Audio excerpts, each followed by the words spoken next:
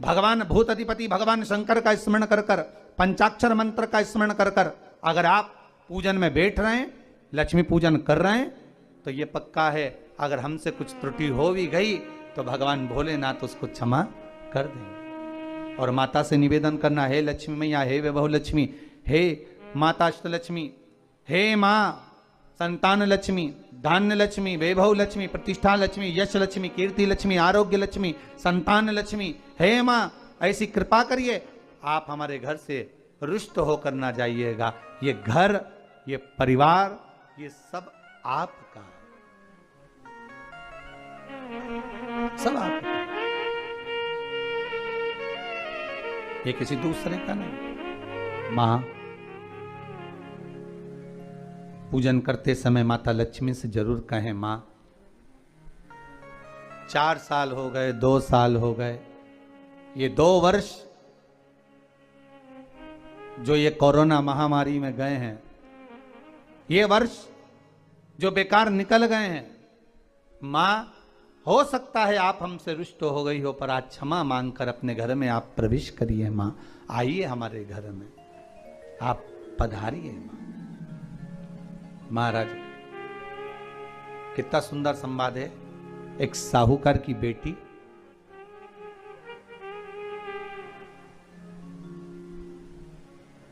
साहूकार की पुत्री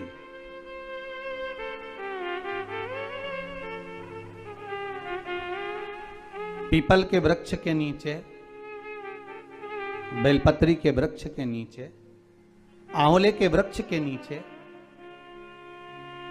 प्रत्येक अमावस्या को दीप लगाने जाती थी। उसका नियम था।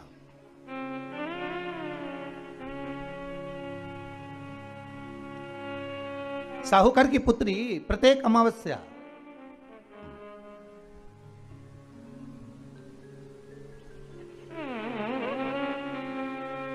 तीन दीप, एक बेलपत्री के नीचे, एक आंवले के नीचे, एक पीपल के नीचे लगाने जाते।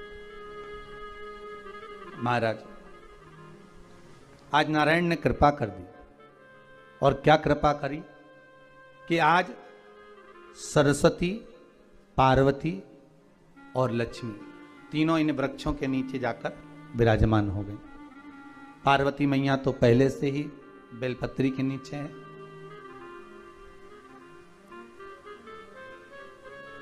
स्वयं सरस्वती मैया, लक्ष्मी मैया आंवले और पीपल के नीचे विराजमान हो गए।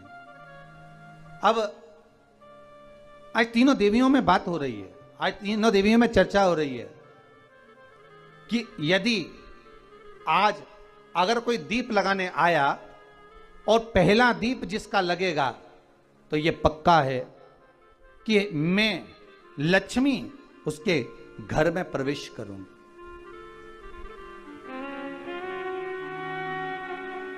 सरस्वती जी बोली, जो पहले बार दीप लगाने के लिए प्रथम में आएगा मैं उससे अपनी सहेली बना लूंगी, उसको अपनी मित्र बना लूंगी। पार्वती जी बोली, जो प्रथम दीप लगाने आएगा, पार्वती जी कहती हैं मैं भगवान शिव से कहकर उनका कल्याण करवा दूंगी। अब ये साहूकार की बेटी, वो साहूकार जो कहने का तो साहूकार था, धन पूर्व में बहुत था, पर अब इसके पास में कुछ भी नहीं बचा था। देखिए सुख दुख तो जीवन में चलता रहता है, आज सुख है कल दुख है, फिर दुख है फिर सुख है, ये जीवन में चलता रहता है। भगवान ने दिया, हो सकता है पूर्व में आपके पास में खूब धन होगा, वैभव होगा, सत्ता होगी, फैक्ट्रियां भी होंगी, दुकान भी होगा, धंधा भी होगा, पानी भी होगा, सब कुछ, सारी सत्ता आपके पास में होगी, पर समय की घड़ी किसने देखी है साहब? कौन देखा घड़ी को, कौन देखा पल को? इसीलिए कहते हैं ना, बार बार कहते हैं, तेरा पल पल बीता जाए, मुख से जप ले नमः शिवाय, ओम नमः शिवाय, ओम नमः शिवाय। बड़ी मुश्किल से मिलता है। घड़ी पल समय नक्षत्र कब बदल जाए किसको मालूम है? आज साहूकार के जीवन में था साहूकार, कहने का, पर धन नहीं था, वैभव नहीं था, सब समाप्त हो गया था, कहीं पैसा चले गया, लग गया। महाराज, बेटी ने वही दीप तैयार करे। दीपावली की अमावस्या नहीं थी, पर दूसरी जो अमावस्या थी, उस अमावस्या पे उसने दीप लगाया। जैसे दीप लगाया, 3 देवियों ने आवाज लगाई, अरे सखी सुनो तो। साहूकार की बेटी बोली, किसकी आवाज आ रही है? अरे सखी सुनो तो। सखी ने कहा, क्या बात है? आवाज आई, 3 सुंदर स्त्रियां, बड़ी सुंदर युवती बनकर, सुंदर आभूषण वस्त्र पहनकर बैठी हुई थी। एक ही जगह पर तीनों बैठी हुई हैं। इसी को त्रिवेणी कहते हैं महाराज। जो त्रिवेणी का जो वृक्ष होता है, उसमें 3 त्रिवेणी का जो वृक्ष होता है, उसमें दिए लगाने का बड़ा महत्व होता है, तो इसी को त्रिवेणी कहते हैं। तीनों बैठी हुई थी। अब तीनों बैठी, आवाज लगाया, हम आपको सहेली बनाना चाहते, सखी बनाना चाहते, आप हमारी सहेली बनेंगी? अब इस साहूकार की बेटी को लगा, ये तो बहुत पैसे वाली दिख रही हैं, धनपति दिख रही हैं, और मैं तो गरीबड़ी, और ना जाने में अगर इनकी सखी बन गई तो फिर इनको क्या मुझे देना पड़ जाए, कोई भरोसा है? इसलिए शास्त्र कहता है कि मित्र भी बनाओ तो सोच समझ कर बनाओ। मित्र भी बनाओ तो सोच समझ कर बनाना। ज्यादा धनपति मित्र बन गया तो मन में आएगा कि जब ये घर आएगा तो इसको घृत का भोजन तो कराना ही पड़ेगा, घी का भोजन तो कराना ही पड़ेगा। इसलिए मित्र भी बने तो ऐसा बने कि जो आपके सम्मुख में हो, उसको धन और वैभव से मतलब ना हो, उसको सत्ता से मतलब ना हो, आप उसको केवल आपसे मतलब, आपकी मित्रता से मतलब। Here's a look at my week on Facebook Gaming. से मतलब, आपकी मित्रता से मतलब। साहूकार की बेटी ने कहा, मैं आपको कल बताती हूं, मेरे पिताजी से पूछूंगी, मैं आपको मित्र बनाऊं कि ना बनाऊं? ठीक है, चली, घर पहुंची। पिताजी, मुझे 3 सखियां मिली हैं, एक सरस्वती है, एक पार्वती है और एक लक्ष्मी है। अच्छा, पीपल, आंवला और बेलपत्र तीनों वहां विराजमान। अच्छा, क्या कर रही हैं? सखी बनाना चाहती। पिताजी ने कहा, बन जाओ सखी। सखी बनने में दिक्कत क्या है, बनो। अब दूसरी अमावस्या पे जब वो गई और जाकर उसने कहा कि मैं आपकी सखी बन सकती हूं, तीनों प्रसन्न हो गईं। तो उसमें से एक सखी माता लक्ष्मी ने कहा कि चलो आज तुम हमारे घर चलो, हम तुम्हारा सम्मान करना चाहते हैं। सखी को माता लक्ष्मी अपने घर ले गई। साहूकार की बेटी को जब घर लेकर गई, सुंदर सोने की चौकी, सोने की थाली और सोने के गिलास, पकवान एक से बढ़कर एक माता लक्ष्मी ने जब साहूकार की बेटी के सामने परोसे, इधर माता सरस्वती, इधर माता पार्वती नजदीक में बैठ गई और साहूकार की बेटी पकवान को पाने लगी।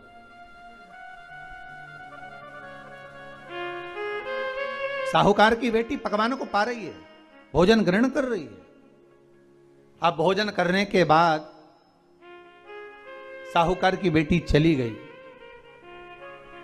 अब जाते से ही माता लक्ष्मी जी ने कहा, सुनो सखी, अगली जो अमावस्या आ रही है, आपको मालूम है वो कौन सी अमावस्या है?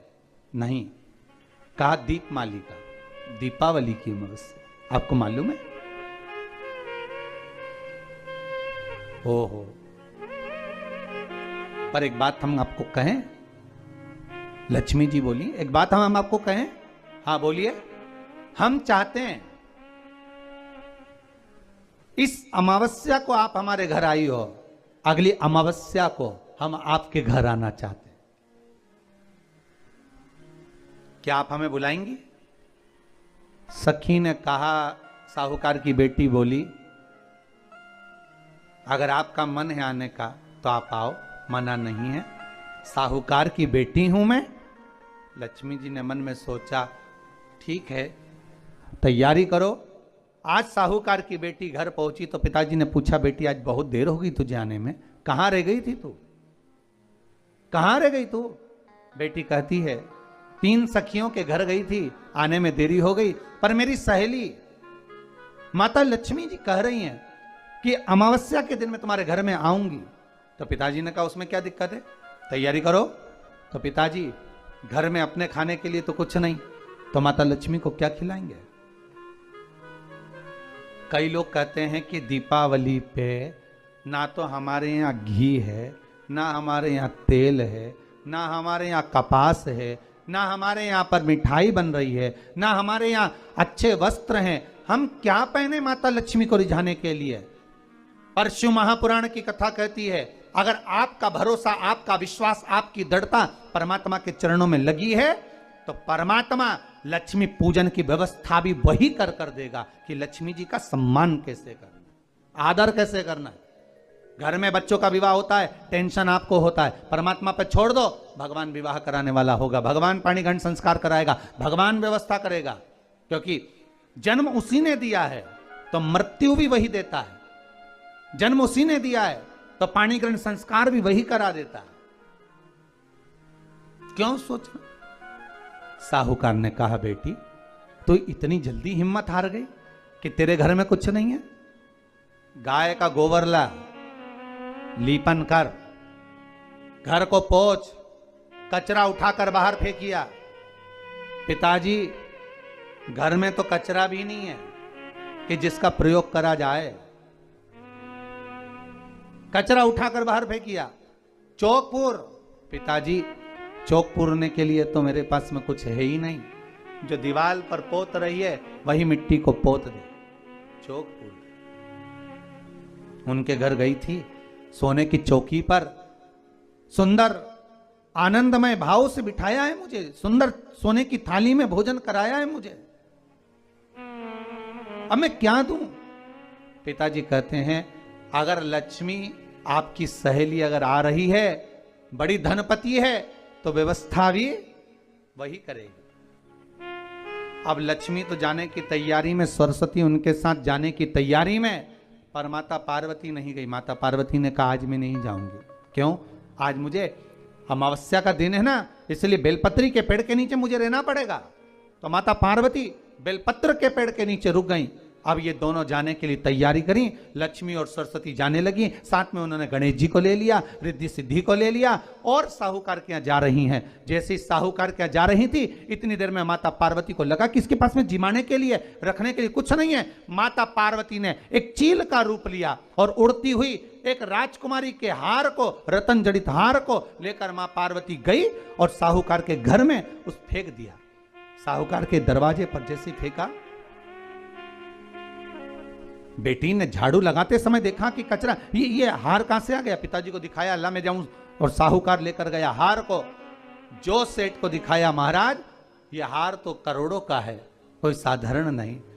धन मिला तो सबसे पहले जाकर एक सुंदर चौरंग लाया, पाटा लाया, उस पाटे पर सुंदर वस्त्र बिछाया और माता लक्ष्मी के आदर की तैयारी के लिए सुंदर सुंदर घर में पकवान बनने लगे साहब।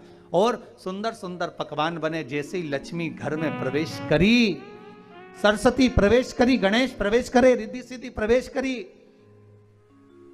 लक्ष्मी जी ने पहला संबोधन कहा, क्यों सखी, तू तो कह रही थी कि मेरे पास में कुछ भी नहीं, फिर इतना सारा सामग्री कहां से आ गई? सखी कहती है, मेरे पिताजी कहते थे जिसके मंदिर में दिया लगाया है, जिस वृक्ष के नीचे दिया लगा कर आई है, जहां जिस देवता को पूछ कर आई है, विपदा की घड़ी में वही देवता आकर खड़े होते हैं। ना जाने कहां से हार मिल गया, ना जाने कब प्रसाद बन गया। लक्ष्मी जी ने ध्यान लगा कर देखा, आखिर पार्वती क्यों नहीं आई थी। समझ में आ गया कि एक सखी पूरी व्यवस्था करने में लग गई थी। ऐसी है मेरी माँ लक्ष्मी, ऐसी है माँ पार्वती, ऐसी है माँ सरस्वती। उनकी आराधना 3 दिन से आप पाटा लगाकर पूजन कर रहे हो। आज भी दीपावली का पूजन भी आपको ऐसे ही करना है।